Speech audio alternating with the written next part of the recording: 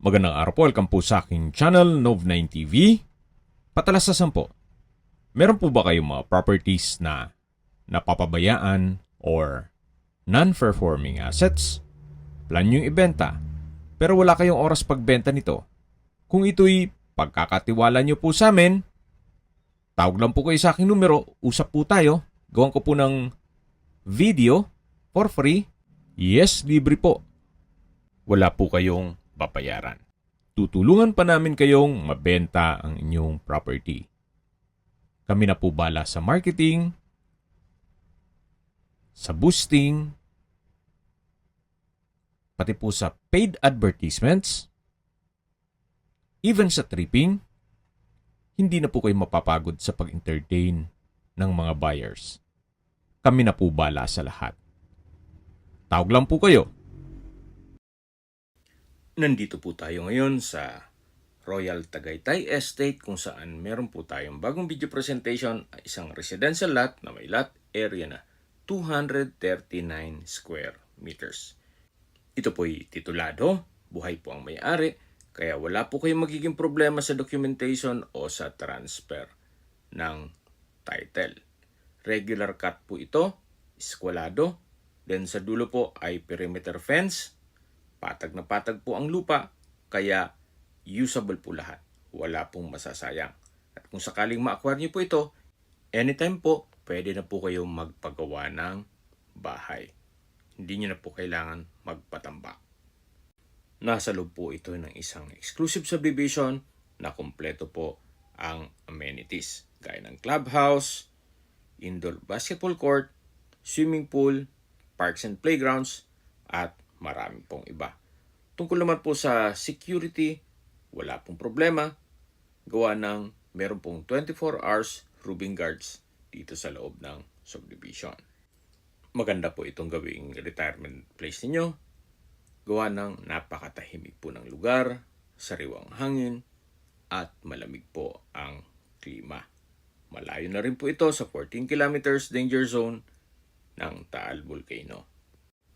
Mula po sa Tagaytay-Nasugbu Highway, ito ay 2 kilometers lang. Kaya accessible po ito ng public transportation. Kung sakali pong galing kayong Manila o sa PTEX terminal, meron pong regular trips ng bus going to Lemery, vice versa, kung saan dumadaan po dito sa area ng property. Okay, habang pinagmamasdan niyo po ito, pag-usapan natin ang distance, location, at travel time. Kaya po nang sabi ko, mula dito sa property papunta sa National Highway, ang distance is 2 kilometers at ang travel time is 5 minutes. At mula naman po sa Twin Lakes, ang distance is 3.1 kilometers at ang travel time is 7 minutes.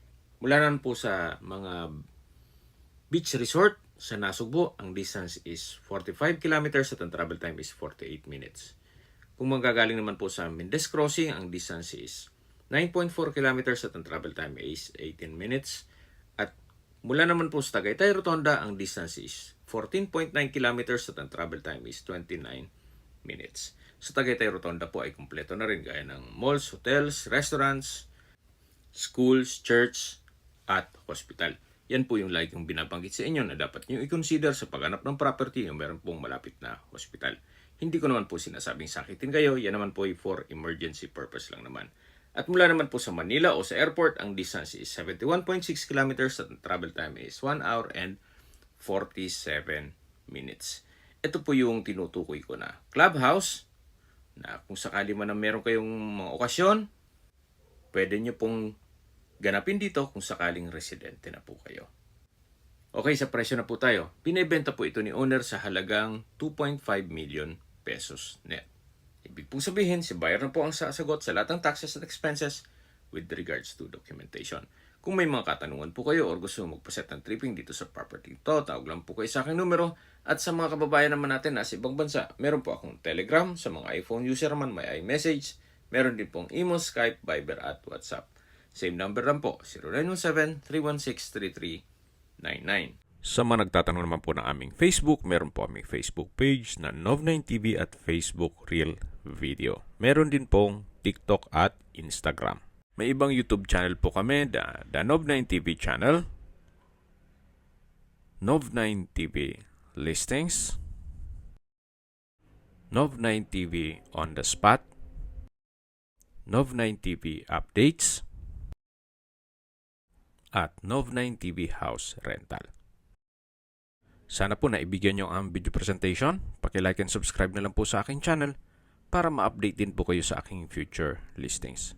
Kung sakali po hanap nyo yung mas malaking sukat ng lupa, meron din po kami ibang listings na pwede nyong pagpilian. Huwag po kayong mag-atubiling tumawag sa amin.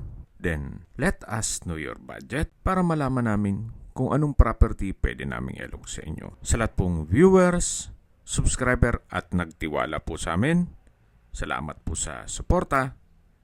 Ingat po kayo lagi at yung pamilya. Maraming salamat po.